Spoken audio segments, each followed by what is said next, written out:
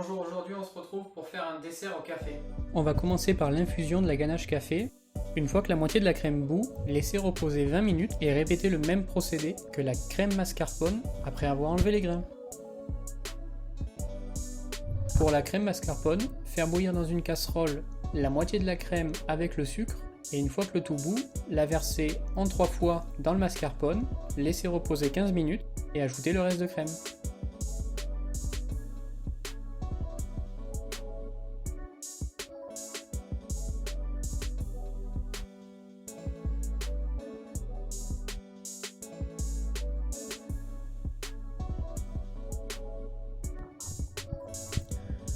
Pour la ganache chocolat noir, faites bouillir la crème, l'ajoutez en 3 fois dans le chocolat et ajoutez le beurre.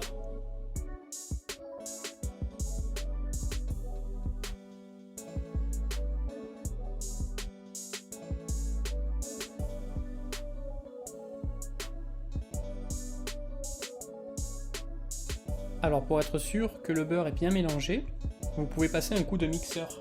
Mais attention à bien laisser le mixeur à l'intérieur du bol pour éviter les bulles d'air.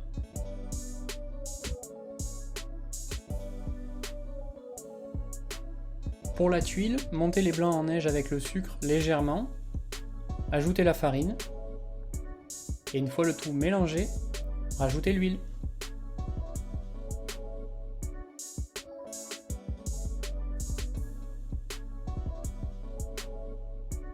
Après avoir laissé le tout reposer plusieurs heures, étalez les tuiles sur un silpat ou sur un papier cuisson. Une fois les tuiles sorties du four, décollez-les délicatement et enroulez-les autour d'un verre, puis rangez-les dans une boîte sans humidité, à l'abri du soleil.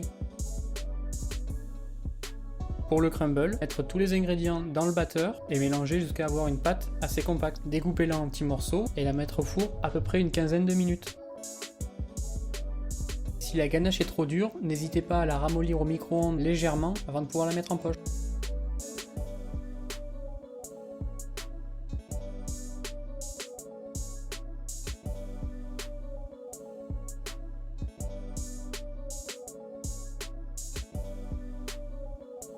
A noter que la crème mascarpone et la ganache café nécessitent 24 heures de repos avant utilisation.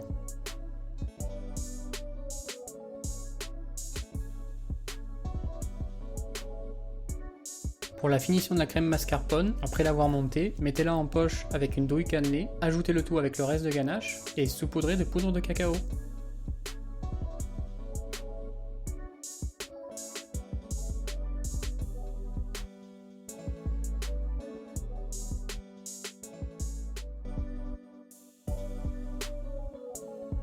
Vous venez de voir un dessert au café, je l'appelle le cappuccino.